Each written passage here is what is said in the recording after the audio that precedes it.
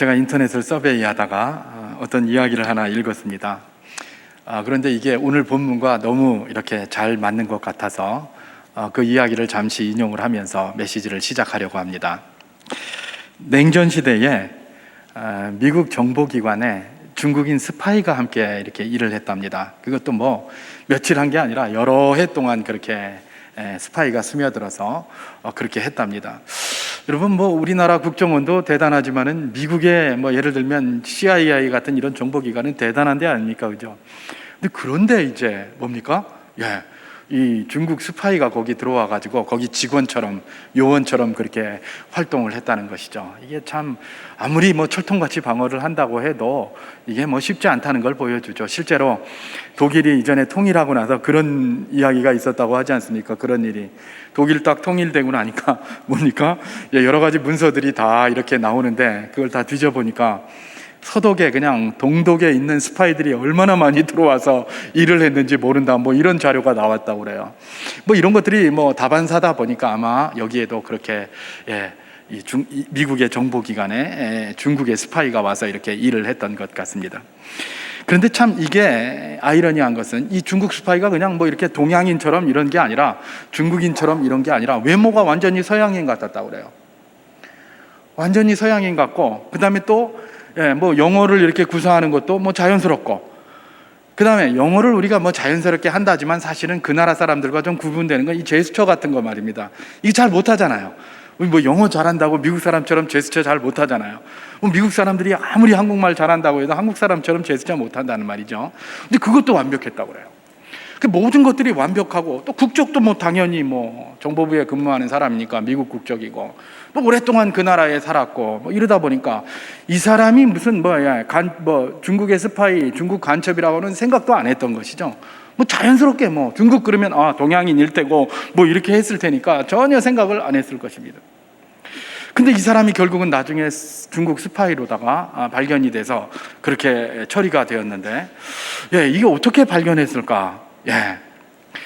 그 팀을 이루어서 이렇게 정보 요원들이니까 같이 하는 동료가 이상하게, 수상하게 여겨서 그를 상부에 보고를 했고, 그 과정에서 모든 것들을 이제 밝혀내게 되었다, 그런 이야기가 있었는데, 어떻게 해서 그러면 그 같이 일하던 동료는 그 사람을 상부에 보고하게 되었을까? 뭐 이랬다고 그럽니다. 한 번은 이제 같이 이렇게 일을 수행을 하다가 미국 국가를 이렇게 휘파람으로다가 한번 불었답니다. 보통 미국인들은 다민족 국가라서 그렇다네요. 자기가 뭐 미국인이라는 뭐 이런 걸 잘 못 느낀다고 합니다. 잘 못 느끼는데 언제 그걸 가장 크게 느끼느냐? 미국 국가를 부를 때 이 사람들은 자기들이 미국인이라는 굉장히 큰 그런 어떤 감동을 느낀다고 합니다. 모르겠어요. 뭐 거기서 그렇게 나오니까 그런 줄 알죠. 근데 사실 충분히 이해는 돼요. 우리도 보면 뭐 월드컵이나 올림픽에 이런 데 가서 우리나라 사람이 이제 금메달을 따면서 쫙 애국가가 나오면 감동이 다 오지 않습니까? 한국인이라는 것에 대한 자부심도 좀 생기고, 애국가가 딱 나오면 눈물도 좀 나고, 특히 외국에 있을 때는 더 그래요. 외국 가면 완전히 뭐 충신이 되잖아요. 저도 외국에 몇 년 있었는데 딱 가끔 가다가 이렇게 해서 뭐 한국 이게 사파 나오고 태극기 올라가고 제가 2002 월드컵에 거기 있었거든요. 그러니까 막 눈물이 쫙 나오고 그런다고요. 그게 뭐 우리나라 저도 경험을 한 거니까 뭐 그 사람들의 말이 틀리지 않겠죠. 그래서 미국인들은 다른 게 아니라 자기 나라 국가가 딱 나오면 굉장히 뭔가 반응을 보인다고 그래요. 이런 모양 저런 모양으로 반응을 보인다고 그래요. 근데 미국 국가를 갖다가 휘파람으로 부는데 이 사람은 아무 반응이 없더랍니다. 뭐 반응이 없을 수도 있죠. 뭐 사실, 그죠? 가만히 있을 수도 있지 않겠습니까? 그거 그냥 지나갔대요. 근데 그거는 문제가 되지 않았어요. 근데 그 후에 중국과 관련된 무슨 일을 이렇게 임무를 같이 수행을 하다가 이 사람이 중국 국가를 알고 있었기 때문에 중국 국가를 또 휘파람으로 한번 쫙 불었답니다. 그런데 중국 국가를 휘파람으로 보니까 이 사람이 갑자기 흘낏 쳐다보더래요. 흘낏 쳐다보더니 그 다음에 계속해서 휘파람을 보니까 이 사람이 발로다가 장단을 착착착착 맞추더랍니다. 그 중국 국가에 대해서. 그런데 거기서 끝났으면 괜찮은데 이 사람이 옛날에 그 기억이 나는 겁니다. 옛날에 우리 미국 국가를 부를 때는 아무 반응이 없었는데 중국 국가를 보니까 뭔가 반응한다? 뭐 좀 이상하다. 그게 오버랩이 되는 거예요. 그래가지고 이제 상부에다가 이제 동향 보고를 한 것이겠죠. 좀 이상하다.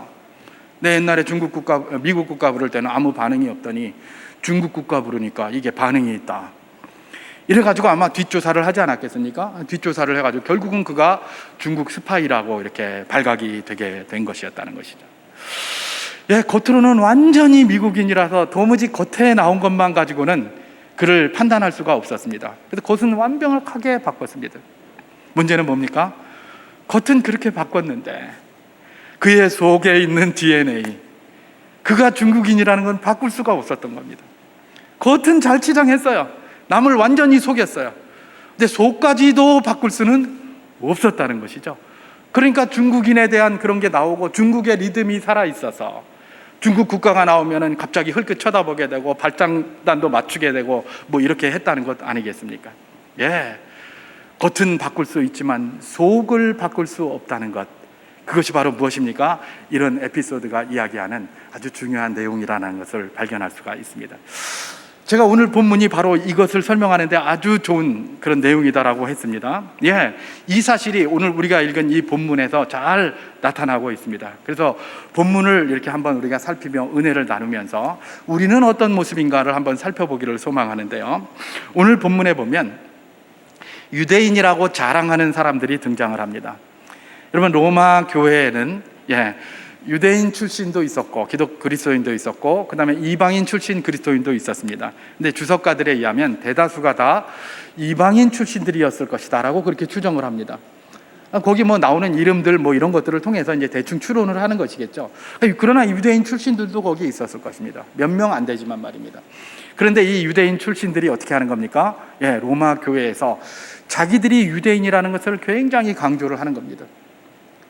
사실 유대인은 유대인이라는 것을 굉장히 강조를 한다고 그래요. 그리고 특별히 유대인이라는 그 사실은 뭘로다가 더 강조하느냐? 유대인은 하나님 앞에 택함받은 할례받은 백성이다. 그리고 유대인은 율법을 가진 자다. 이런 것에 대한 자부심이 이게 보통이 아니라는 것이죠. 그래서 이제 유대인임을 자꾸 강조를 했다고 그래요. 여러분, 유대인은 어떤 사람이 유대인입니까? 뭐 우리가 그냥 외형적인 유대인을 생각을 해본다면 유대인이 되는 방법은 크게 두 가지 방법이 있었습니다. 그 방법이 뭐냐? 첫째는 아브라함의 자손, 혈통상 아브라함의 자손입니다. 그래서 자기 부모가 유대인이거나 적어도 자기 어머니가 유대인이거나 그러면 그게 이제 혈통상 유대인이에요. 이걸 세파라딤 유대인이다라고 그렇게 얘기를 하는데 사실 오늘날은 이 세파라딤 유대인은 거의 없답니다. 거의 다 뭐 멸종에 가깝게 그냥 사라졌고, 그러면 그 다음에 또 다른 유대인들이 있었어요. 이 또 다른 유대인은 뭐냐면 유대교를 믿고자 하여 유대교를 개종한 다음에 할례를 받는 거예요. 할례를 받아서 이가 뭐가 되는 겁니까? 유대인으로 나오는 겁니다. 이 사람들을 아시케나짐 유대인이다 이렇게 이야기를 하는데 오늘날 대부분의 유대인들이 이 아시케나짐 유대인이라고 그래요. 나중에 이제 기회가 되면 제가 이런 역사들을 한번 좀 이렇게 설명하기를 소망하는데, 그럼 참 재밌는 게 거기 많이 있어요. 그리고 세상을 보는데도 이게 이제 우리가 좀 제대로 이렇게 파악을 할 수 있게 되는 그런 역사들이 거기에 있는데, 어쨌든 그가 태생이 유대인이거나 아니면 유대교로 개종해서 유대인이 되거나 유대인이 되는 방식이 있었는데, 그게 뭐다? 아브라함의 혈통을 따라서 태생적으로 유대인인 사람은 난지 8일 만에 할례를 해야 됐고, 그죠? 그 다음에 유대교를 믿어서 개종을 해서 유대인이 되려는 사람도 어떤 특정 시기에 할례를 했던 겁니다. 다시 말해서 그가 유대인입니까? 그러면 반드시 그에게 외적인 표가 하나 있는데 그게 뭐다? 할례였다는 겁니다. 할례가 그가 유대인임을 드러내는 표이고, 그리고 그가 할례를 하고 유대인이다라고 생각하면 반드시 따라가는 게 있었습니다. 그게 뭡니까? 율법입니다. 율법. 유대인들은 율법을 철통같이 지켜야 하는 그런 책무를 가진 그런 사람들이 바로 유대인들이었기 때문에 그렇습니다. 그것이 혈통상이든 아니면 그야말로 개종을 해서 갔던지 간에 이들은 모두 다 유대인이 되기 위해서 할례를 했어야 하는 것입니다. 그래서 이 유대인들은 이 할례를 굉장히 강조를 많이 했어요. 엄청나게 강조를 많이 했어요. 할례를 해야 됐고 그것이 의무였기 때문에. 그런데 왜 특별히 이렇게 할례를 강조했는가? 할례는 사실 성경을 보면 하나님께서 굉장히 강조를 하십니다. 하나님께서 할례할 걸 굉장히 강조하세요. 너무 중요하게 생각하세요. 아니, 성경에 그런 게 어디 있단 말입니까? 여러분 출애굽기 4장에 보면 이런 내용이 나옵니다. 미디안 광야에서 40년간 유리방황하던 모세를 하나님이 부르십니다. 떨기나무의 불꽃 가운데서 모세를 부르신 다음에 그에게 사명을 주시죠. 야, 저기 애굽에 내 이스라엘 백성들, 이 이스라엘 백성들이 있는데 그들이 울부짖는 소리를 내가 다 들었고 직접 가서 내려다 보니까 그들이 정말 학정을 받고 있었고 그들의 소리를 내가 외면할 수 없다. 그러니 모세야, 네가 가서 저 사람들을 좀 인도해내라. 떨기나무 가운데서 모세를 부르시고 그에게 애굽에 가서 그 이스라엘 백성들을 불러낼 사명을 누구에게 줍니까? 모세에게 줍니다. 근데 모세가 어떻게 합니까? 처음에 이렇게 들여다보면서 저에게 말씀하시는 분이 누구십니까? 나는 스스로 있는 자다. 이렇게 얘기를 했더니 그럼 뭐 어떻게 하죠? 이러다가 뭐 하나님께서 이런저런 이야기를 하는데 다 듣고 나더니 나중에 갑자기 어떻게 합니까? 난 못 가겠다. 배째라 이제 이러는 거예요. 난 못 가겠습니다. 나를 왜 보내려고 합니까? 그러면서 니 왜 못 가는데? 난 말도 잘 못하고 이래 못 갑니다. 그랬더니 니 말 잘 못한다고? 야, 니 입 누가 지었노? 나 하나님이 지었지 않느냐? 내가 말하게 해줄게.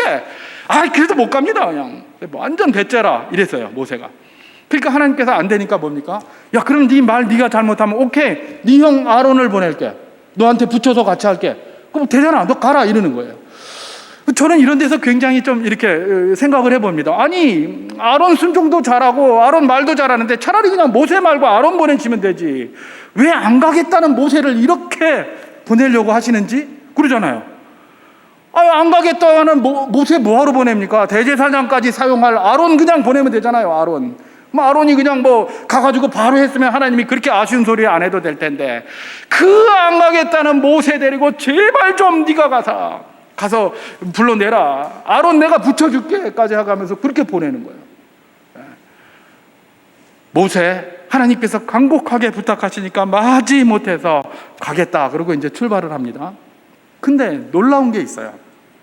이 출애굽기 4장 24절에 보면 모세가 그 길을 가고 있는데 갑자기 하나님께서 나타나셔서 그렇게 내려가려고 하는 이 모세를 죽이려고 하시는 거예요.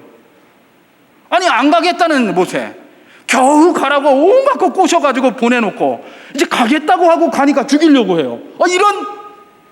이 뭐고 이게? 그죠? 안 가겠다는 놈 간다고 했으면 그냥 놔둬야 되는데 공 많이 들이셨잖아요. 그런데 가려고 하고 가고 있는데 가서 길에서 죽이려고 하는 거예요. 이게 왜 그래요?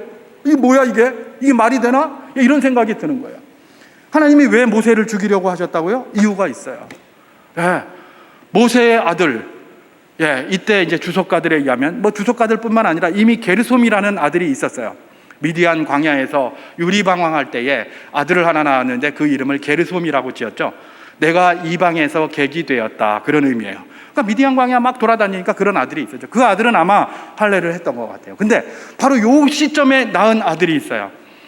그 아들이 누구냐면 엘리에셀이라는 아들이에요.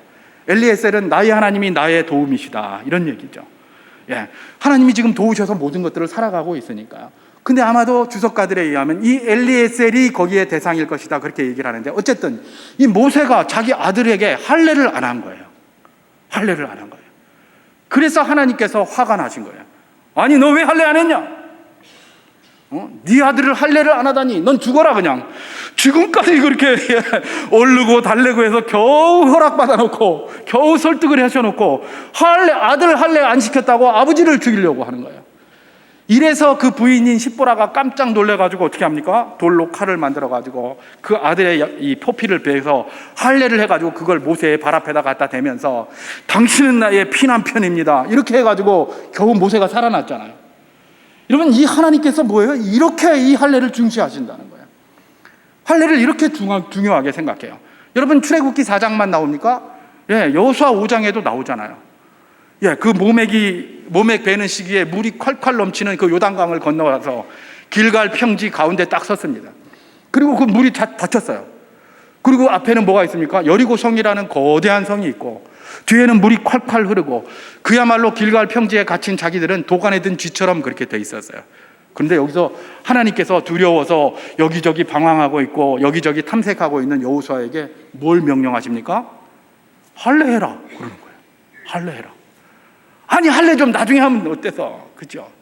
지금 전쟁이 적인데, 적진 앞에 있는데 전쟁 끝나고 할례 좀 하면 어떻습니까? 근데 거기서 할례 하라는 거예요.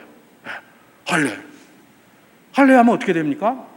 요즘처럼 무슨 뭐 디지털 갖다 놓고 시뮬레이션 하면서 전쟁하는 것도 아니고, 그야말로 뭐 미사일 가지고 전쟁하는 것도 아니고, 그때는 뭐 자기 전부 완력으로 가서 뛰어다니면서 뭐 찌르고 던지고 하루 종일 에너지 써가면서 해야 되는 게 전쟁이에요. 그런데 할례를 했다? 이거 완전 정신 나간 짓이죠. 정신 나간 짓이에요. 근데 하나님께서는 바로 그런 위기의 상황에서 뭘 요구하시는 겁니까? 할례해라 이러는 거예요. 여러분, 이거 하나님께서 그만큼 할례를 강조하신 것이죠. 할례를 그만큼 중요하게 생각하신 것입니다. 이래서 그런지 이스라엘 백성들은 말입니다, 할례에 대해서 너무나 강한 자부심을 가지고 있었어요. 여러분, 우리가 성경을 보면 특히 어제 이제 끝났습니다만은 우리가 지난 2달 동안 그 사무엘상을 가지고 우리가 큐티를 했습니다. 사무엘상에 보면 이 할례를 이 사람들이 얼마나 중요하게 생각했는지 잘 드러납니다. 예를 들면 다윗이 제일 먼저 스타덤에 오르는 게 어디입니까? 사무엘상 17장입니다. 거기에 딱 보면은 어떻게 합니까? 다윗이 뚝 나갔는데 저 골리앗이 그냥 계속해서 이 사울의 군대를 욕하고 있는 겁니다. 그때 다윗이 했던 말이 뭡니까? 이 할례 없는 백성이, 할례 없는 백성이 어디 하나님의 군대를 모욕하고 있느냐. 그러면서 막 할례 없는 백성이라고 하면서 자기들이 할례자인 것을 굉장히 강조하고 자부심을 가지고 있죠. 그래요. 어제 이제 사무엘상 큐티가 마지막으로 끝났습니다만은 어제 본문에도 보면 사무엘상 31장에 사울왕에 대한 내용이 나와요. 사울왕이 길보아산에서 이제 뭐 전쟁에 패하고 이제 이렇게 굉장히 패색이 짙어서 이제 이제 손 들고 나가야 될 그런 판에 도달을 했어요. 그때 사울왕이 뭐라고 얘기를 합니까? 자기 칼 들고 다니는, 자기 무기 들고 다니는 그 쫄병한테, 야, 네 나를 좀 죽여달라 그래요. 그러니까 그 쫄병이 죽일 수 있습니까? 못 죽이잖아요. 나는 그렇게 못합니다 그랬더니 자기가 자살해버려요. 그러면서 왜 죽여달라고 그러고 왜 자살했는지 거기 이유가 있습니다. 왜 그렇게 했습니까? 내가 할례 없는 이방인에게 죽는 것은 치욕이고 모욕이다. 할례 없는 이방인에게 죽는 거. 여러분, 하나님께서 할례를 강조하다 보니까 이 이스라엘 백성들도 할례가 막 굉장히 중요하고, 할례야말로 이 사람들의 모든 것들을 내세우는 자존심 가운데 하나였던 것이죠. 그게 바로 이 이스라엘의 모습이었습니다. 여러분, 이건 주님 당시와 사도 바울 당시에도 다르지 않았습니다. 우리 주님 당시에도 이들이 얼마나 이 할례자인 것에 대해서 자부심이 많았는지 말입니다. 우리가 지난 1, 2월 달에 요한복음으로 큐티했잖아요. 그죠? 그 요한복음 8장에 보면 주님께서 이런 말씀을 하셨어요. 너희가 진리를 알지니 진리가 너희를 자유롭게 하리라. 그렇게 얘기했어요. 그랬더니 그 소리를 딱 들은 거기 유대인들이 뭐라고 얘기를 합니까? 요한복음 8장 33절에서 우리가 아브라함의 자손이라 남의 종이 된 적이 없거늘 어찌 우리가 자유롭게 된다고 하느냐, 이러는 거예요. 여러분, 아브라함의 자손이라는 말이 뭐예요? 할례자라는 말이에요. 할례자라는 말은 뭐예요? 율법을 가지고 있는 자라는 그런 의미예요. 이게 같은 맥락이에요. 그러니까 우리가 아브라함의 자손이고 할례받고 율법을 가진 자라서 남에게 종이 된 적이 없는데 왜 자꾸 우리를 뭐 자유롭게 된다고 하느냐, 우리가 무슨 뭐 종이란 말이냐, 속박됐단 말이냐 이러고 있는 거예요. 여러분, 예수님 당시에 유대인들이 속박자입니까? 아닙니까? 속박자잖아요. 로마에게 속해가지고 로마에게 주권 다 뺏기고 로마의 통치를 받고 있는데 이 사람들은 뭘 하고 있는 겁니까? 우리가 남에게 속박된 적이 없거늘, 우리가 아브라함의 자손이라서 할례자라서 남에게 속박된 적이 없거늘 왜 우리를 갖다가 자유가 없다고 저런 이야기를 하는가? 예수는 이러고 앉았는 거예요. 완전 정신승리하고 있는 거예요. 정신승리. 요즘 젊은이들이 많이 하는 말로. 우리는 이게 바로 무엇입니까? 이 할례자라는 것에 대한 자부심이 뿜뿜 풍겨져 나오는 거예요. 우리는 할례자다. 너희들이 뭐라고 그래도 우리는 할례자다. 아마 이런 자부심이 2500년간 나라 없이 돌아다니면서도 유대인들을 유대인답게 세워갔던 그런 자부심이 아닐까, 이렇게도 한번 생각해 볼 수 있어요. 어쨌든 이런 자부심을 가지고 있었어요. 여러분, 오늘 사도 바울이 지금 로마서를 쓰지 않습니까? 여전히 로마 교회에 있는 유대인들도 그런 거예요. 근데 문제는 뭐냐 하면 자부심이 있는 건 좋은데 이 자부심을 가지고 자꾸 복음을 왜곡하는 게 문제예요. 복음을 왜곡하는 게. 그러면서 뭐라고 얘기를 합니까? 초대교회 당시 이 유대주의자들이 예수 믿는 거 오케이, 예수 믿으면 구원받고 의롭다 하심을 입어 오케이. 근데 그것만 가지고 안 돼. 너희들이 먼저 유대인이 돼야 돼. 유대인이 되려면 아까 아시케나짐 제가 말했잖아요. 그죠? 유대인이 되려면 할례를 통해서 먼저 유대인이 되라. 그러고 나서 예수 믿어야 된다. 그래야 된다. 예, 이러는 거예요. 얼마나 자부심이 뿜뿜 풍겨 나오는지 하나님이 주신 율법을 자기들 마음대로 평가하는 거예요. 예. 여러분, 유대인들이 율법을 하나님 뜻과 상관없이 자기 마음대로 했다는 거 우리 성경에 많이 나오잖아요. 예를 들면 마태복음 5장에 어떤 말이 나옵니까? 너희는 이렇게 한다고 배웠지만 나는 너희에게 이르노니. 우리 주님이 그래요. 그죠? 나는 너희에게 이르노니 막 그러신단 말이에요. 이 말은 뭐예요? 니들이 배운 거 잘못 배웠다. 원래는 그게 아니다. 내가 이르는 이게 맞다. 이렇게 가르치는 거란 말이에요. 그게 산상보훈입니다. 산상수훈이 그렇게 쓰여진 거예요. 자, 결국은 뭐예요? 이들이 할례자로서 하나님이 그 할례의 언약으로 뭘 준 겁니까? 말씀을 줬는데 말씀도 지들 멋대로 해석해서 지들 멋대로 가르치고 자기 편한 대로 하고, 그 다음에 그건 하지도 않고 막 이러면서 맨날 뭐만 가르치고 있는 겁니까? 예, 할례 받았다는 그거 껍데기, 그 표면, 그것만 가지고, 또 율법을 가지고 있다는 그 껍데기, 그것만 가지고 지금 어떻게 하는 겁니까? 큰 소리를 치고 있다는 것입니다. 이렇게 과도한 자부심으로 그야말로 말씀을 왜곡하고 그것도 제대로 하지도 않으면서 복음을 왜곡하고 있는 이들에게 사도 바울은 뭐라고 얘기를 하는 겁니까? 그래, 너희 할례자냐? 너희가 율법을 드리고 있느냐? 그 유대인이냐? 근데 니들 유대인 맞나? 그 질문을 오늘 본문에서 하는 거예요. 오늘 본문 제가 28절 29절을 봉독하겠습니다. 무릇 표면적 유대인이 아니요 표면적 육신의 할례가 아니니라. 오직 이면적 유대인이 유대인이며 할례는 마음에 할지니 영에 있고 율법 조문에 있지 아니한 것이라. 그 칭찬이 사람에게서가 아니요 다만 하나님에게서니라. 그렇게 얘기를 합니다. 니들 할례했다고 그게 유대인이 아니다. 니들 그 하나님 말씀 율법 책 들고 있다고 그게 유대인이 아니다. 그거는 겉으로 난 표면적인 유대인일 뿐이다. 근데 진정한 유대인은 뭡니까? 표면적인 유대인이 아니라 진정한 유대인은 이면적인 유대인이다. 다시 말해서 몸의 할례한 자가 아니라 육신의 할례를 한 자가 아니라, 그것도 중요하지만 더 중요한 것이 있나니 마음의 할례를 한 자여야 한다. 사실 이 말에 대해서는 이것보다 이미 800년, 이것보다 한 500년, 600년 전에 에레미야를 통해서 이미 하셨어요. 너희는 육신의 가죽을 베지 말고 마음의 가죽을 베라. 이미 그렇게 얘기를 하셨어요. 그때도 이미 유대인들이 그렇게 하고 있었어요. 이것에 대해서 하나님께서 진노하셔서 예레미야를 통해서 그렇게 이야기를 했는데, 사도 바울을 통해서 지금 로마 교회에 있는 그 유대주의자들에게 똑같이 이야기를 하고 있는 겁니다. 진정한 유대인이 뭔지를 아느냐? 그저 그냥 뭐 외적으로 할례한 거 그것만 가지고 껍데기만 가지고 표면만 가지고 하는 게 유대인인 줄 아냐? 아니다. 오히려 그런 자들은 어떤 자다라고 이야기를 합니까? 24절에 하나님의 이름이 너희 때문에 모욕을 당하는도다. 오히려 너희가 하나님의 백성이라고 하면서 큰 소리를 치니까 오히려 하나님의 이름이 욕되게 되는 거다. 욕되게 되는 거. 그런 소리 하지 마라 라고 하는 것이 오늘 사도 바울의 이야기입니다. 그러면서 뭡니까? 이면적인 유대인, 할례는 마음에 해야 되는 거다. 그 이야기를 하고 있는 것이 바로 오늘 본문의 내용인 것이죠. 여러분, 하나님께서 할례를 강조하셨습니다. 할례를 왜 강조하셨을까요? 그냥 뭐 포피를 베는 그 행위, 그게 중요하기 때문에 그걸 강조하셨을까요? 그건 아니죠. 그건 그야말로 하나의 표상, 상징일 뿐입니다. 진정한 건 무엇입니까? 하나님께서 너는 나의 백성, 나는 너희의 하나님이 되고 너희는 나의 백성이 되리라 라는 그런 약속을 주셨습니다. 그리고 그 약속의 백성들이 살아가야 될 방식인 율법을 주셨습니다. 그리고 그걸 잘 살아가게 하는 것이 바로 무엇이다? 너와 나와의 관계이다 라고 하면서 그 언약의 체결의 표징으로 뭘 주셨다? 할례를 주신 거예요. 그래서 할례를 했다는 그 표징은 뭐예요? 하나님의 백성으로서 하나님과 언약 관계에 있는 자다라는 그런 의미로 주신 거예요. 그래서 하나님이 그걸 강조하신 거예요. 너희가 하나님의 사명을 가지고 무슨 일을 하러 나가느냐, 모세처럼 그렇더라도 하나님과 관계가 온전하지 않으면 안 된다라는 것들을 보여주는 게 출애굽기 4장의 내용이고요. 너희가 그야말로 여리고성 앞에 있는 위기에 있느냐, 그래서 군대가 필요하고 이것저것 힘도 필요하느냐, 그렇더라도 그것보다 더 중요한 건 뭐다? 하나님과의 관계다. 바로 그 이야기를 하는 게 여호수아서 5장의 내용입니다. 바로 그래서 하나님께서는 강조를 하십니다. 근데 유대인들은 그거를 받아가지고 그 내용은 싹 사라지고 뭐만 남은 겁니까?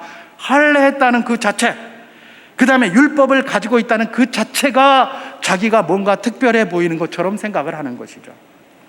여러분, 제가 전에도 한번 말씀드렸습니다마는 이전에 제가 어디에 밖에 이제 그때는 뭐 신학할 때가 아니었죠. 직장 생활도 하고 이럴 때는. 직장 생활할 때 어디 뭐 출장을 가거나 어디를 가면 꼭 뭘 가지고 갑니까? 성경책 딱 들고 다녔어요. 성경책은 항상 들고 다녔어요. 근데 들고 가서 읽었느냐? 이렇게 질문을 하신다면 저는 읽지는 않았습니다. 읽지는 않았어요. 자랑스럽게 이야기를 할 수는 없지만 읽지는 않았어요. 그럼 뭘 했느냐? 가서 그래도 제가 성경이기 때문에 깔고 앉을 수는 없고 발치해 놓을 수는 없고 혹시 봐서 베개가 없으면 성경책을 꺼내서 베개를 했습니다. 제가 거룩한 성경 하나님의 말씀이기 때문에 베개를 하고 또 이 하나님의 말씀이 또 특별한 은혜를 내게 주셔서 비록 읽지는 않지만 내 머릿속에 가득 차기를 소망하면서 그렇게 했던 것이죠. 이게 다 뭐예요? 그야말로 표면적인 유대인의 모습이에요. 성경을 줬으면 읽어야 되잖아요. 읽지도 않고 머리에 베고 자는 거예요. 이게 베고 잔다고 이 성경이 머릿속에 들어오는 거 아닙니다. 그죠? 근데 거룩하게 하기야 저런 사람들은 부적 한 장 그거 산 거 그것만 해도 그냥 얼마나 애지중지하면서 옷 속에다 집어넣고 다니고 몸 속에다 집어넣고 다닙니까? 하물며 성경이겠습니까? 그럼에도 불구하고 성경 들고 다닌다고 아무것도 우리에게 유익이 되지 않는 것이죠. 읽어야 유익이 되는 거예요. 마찬가지예요. 유대인들 아무리 율법 가지고 있으면 뭐합니까? 그 율법을 지켜야지 의미가 있는 거죠. 그죠? 율법을 지켜야 의미가 있는 거지. 그냥 들고 다니면서 성경책 들고 다니듯이 그러면서 하나님이 우리를 돕는다라고 그렇게 한 것과 똑같은 진배 없는 그런 것들을 유대인들이 했던 것이라는 겁니다. 그러면서 이제 할례자다 그러면서 큰 소리를 치고 있었던 것이죠. 사실 할례는 우리가 잘 아는 것처럼 그저 계약서에 불과합니다. 계약서는 뭡니까? 계약의 내용이 이행되었을 때 의미가 있는 거예요. 그죠? 계약의 내용이 의미가 없는데 계약서만 잔뜩 가지고 있으면 뭐합니까? 그죠? 계약서 써가지고 내가 강남에 저기 무슨 스카이 팰리스인가 무슨 타워 팰리스인가 이런 거 나 계약서 가지고 있다 그러면서 계약서 찍어가지고 그럼 뭐합니까? 아직 사지도 않은 걸. 그죠? 할례가 그런 거예요. 하나님의 백성이라는 계약서만 들고 앉아가지고 아직 실행도 하지도 않고 표면적으로만 그냥 들고 앉아서 그 내용은 하나도 없는, 계약이 이행은 하나도 안 된 그런 거 들고 앉아가지고 막 이러고 있는 것이죠. 그 내용이 어디 나옵니까? 오늘 20절 이하로부터 17절부터 쭉 나오고 있어요. 율법을 얼마나 이들이 안 지키는지. 율법 가졌다고 하면서 17절에 보면 유대인이라 불리는 내가 이렇게 얘기를 합니다. 유대인인 내가라고 하지도 않아요. 유대인이라 불리는 내가 이래요. 다시 말해서 사도 바울은 그들을 유대인으로 인정을 안 하는 거예요. 유대인이라 불리는 내가 율법을 의지하여 하나님을 자랑하며 율법의 교훈을 받아 하나님의 뜻을 알고 지극히 선한 것을 분간하며 맹인의 길을 인도하는 자요 어둠에 있는 자의 빛이요 율법의 지식과 모든 진리를 가진 자로서 어리석은 자의 교사요 어린 아이의 선생이라고 스스로 믿으니 그러면서 왜 너는 안 하느냐라고 하면서 지금 이야기를 하는 거죠. 율법은 하나도 지키지 않고 있는 이런 모습들에 대한 일가를 사도 바울이 지금 날리고 있는 것입니다. 그러면서 그런 식으로 하는 모든 자랑, 그 표면적으로 했던 그 할례 그것만 자랑하는 건 아무것도 아니다. 그건 오히려 하나님을 뭐하게 한다? 욕되게 한다. 24절에서 하나님의 이름이 너희 때문에 이방인 중에서 모욕을 당한다. 오히려 욕되게 하는 것이다. 그리고 그 할례 그거 너무 자랑하지 마라. 그 안에 있는 계약인 하나님의 말씀 제대로 안 지키면 오히려 너희들에게 해가 된다. 차라리 무할례자가 낫다라고 할 정도로 그렇게 이야기를 하는 거예요. 그렇지 않습니까, 여러분? 계약서를 썼는데 계약 이행 못하면 계약금 날리잖아요. 그죠? 차라리 계약 안 하면 그 계약금이라도 안 날리는데 계약해놓고 이행을 안 하니까 계약금만 날리는 것과 똑같은 거예요. 할례를 했습니까? 하나님과 언약을 맺은 겁니다. 그럼 그 언약 가운데 하나님이 주시는 그 은혜를 따라서 그 계약사항을 준수해 나가야 되는데 안 하는 거예요. 그러면 오히려 하나님이 누구를 더 뭐라고 할까요? 여러분 예수님 복음서를 한번 보십시오. 예수님이 다니면서 이방인들 욕하는 거 봤습니까? 무슨 로마 병정들 욕하는 거 봤습니까? 무슨 세리들 죄인들 욕하는 거 봤습니까? 그 사람들 욕 안 했어요. 누구를 욕합니까? 가장 거룩하다고 이야기하는 바리새인들, 서기관들 이런 사람들을 욕했어요. 자기들이 정말 깨끗하다고 하면서 그런 거 맨날 자랑하고 다니는 이 할례자들만 비판했단 말이에요. 만약에 할례 안 해 그런 자가 아니었으면 비판 안 받았을 거예요. 계약서만 붙들고 계약은 이행하지 않으니까 계약금 날리고 있는 게 그 모습 아닙니까? 바로 그것입니다. 여러분, 사도 바울이 이야기를 합니다. 이건 이 유대인이 아니다. 진정한 유대인은 이것이 아니라 마음의 할례를 한 이면적인 유대인이어야 한다라고 그렇게 이야기를 하는 것이 오늘 본문의 내용이라는 것입니다.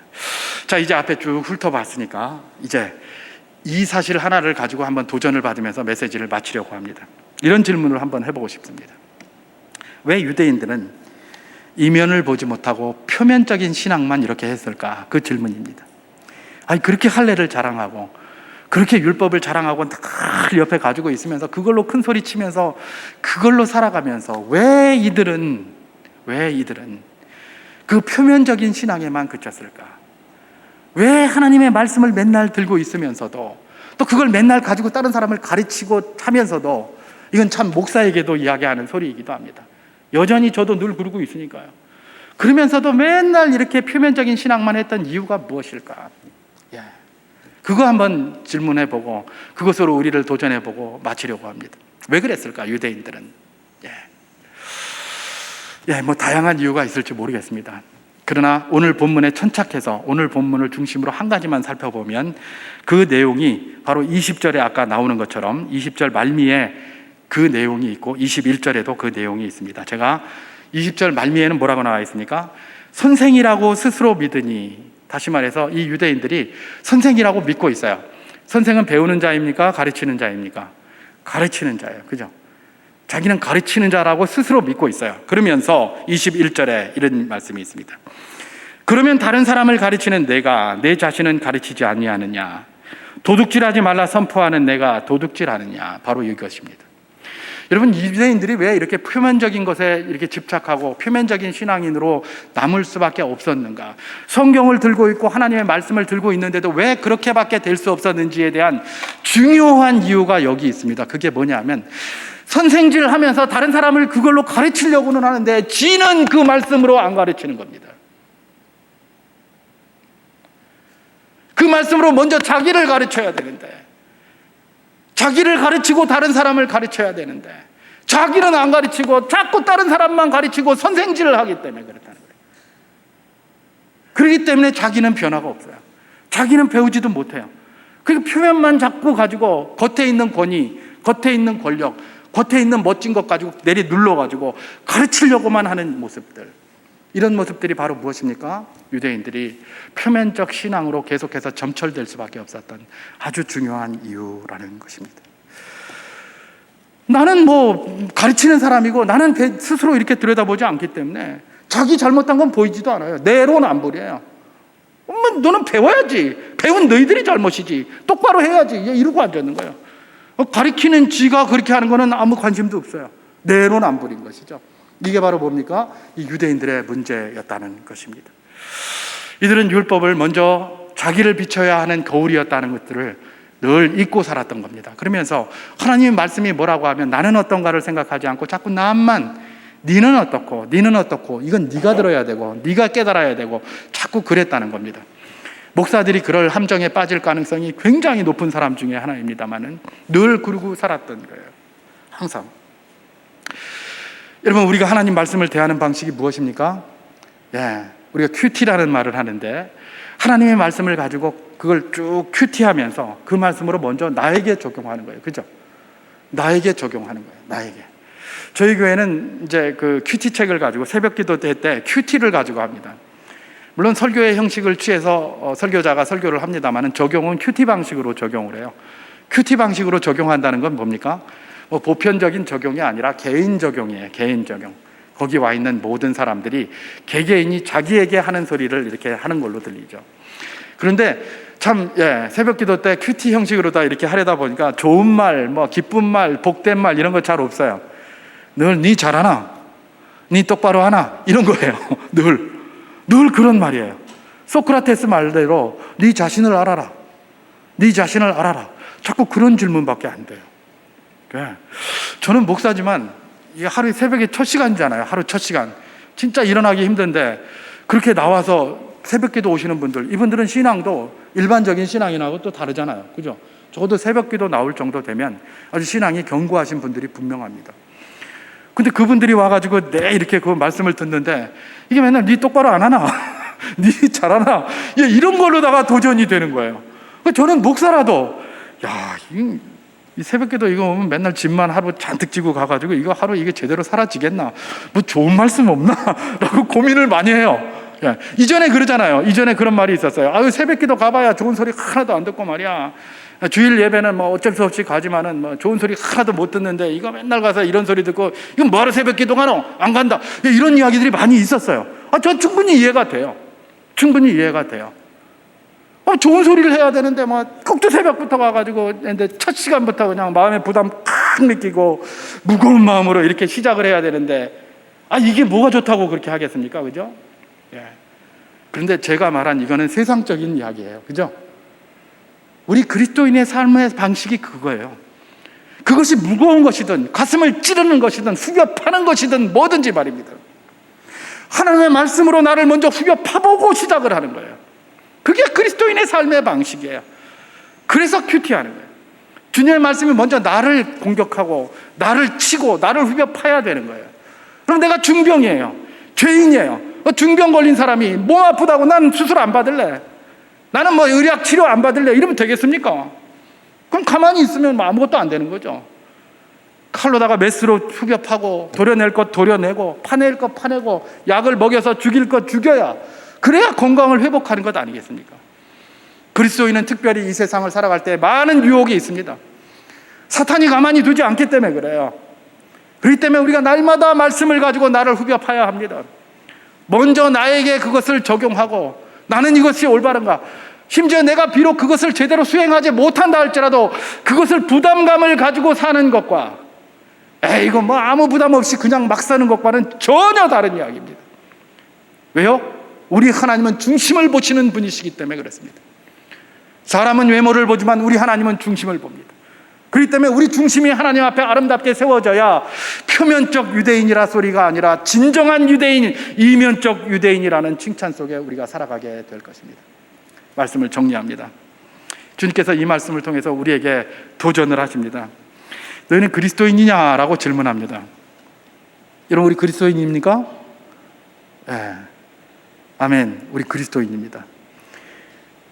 그런데 어떤 그리스도인이냐 또 질문을 하십니다. 표면적인 그리스도인이냐 아니면 진정한 그리스도인이냐. 아까 우리 찬양대가 찬양한 것처럼 믿음으로 살아가는 진정한 그리스도인의 삶, 그것이 이런 말씀이 오늘 우리에게 주는 도전입니다. 이게 살기가 아닙니다. 우리 하나님은 우리 중심을 보십니다. 우리가 안 돼라고 하면서 그냥 내팽개치는 것하고 그래도 내가 부족하지만 한번 살아보려고 노력을 하고 있습니까? 우리 주님이 그걸 보신다는 겁니다. 세상에 완벽한 자 없습니다. 우리 주님이 그걸 보십니다. 내가 말씀대로 안 살아도 전혀 부담 없이 막 그렇게 살아갑니까? 사람은 모릅니다. 껍데기만 보니까. 그러나 우리 주님은 중심을 보시는 분이시기 때문에 그걸 가지고 모든 것들을 오랫동안 평가하신다라는 사실을 기억하시는 복된 분들 다 될 수 있기를 주님의 이름으로 축원합니다. 주님이 우리를 그리스도인으로 세우셨으니 우리에게 요구하는 것도 그만큼 큽니다. 세상 누구도 줄 수 없는 그것을 우리들에게 주셨기 때문에 그렇습니다. 그 요구하는 것이 무엇인지 유대인들은 잊었습니다마는 우리 그리스도인들은 그걸 기억하면서 주님의 은혜 가운데 날마다 설 수 있기를 주님의 이름으로 축원합니다.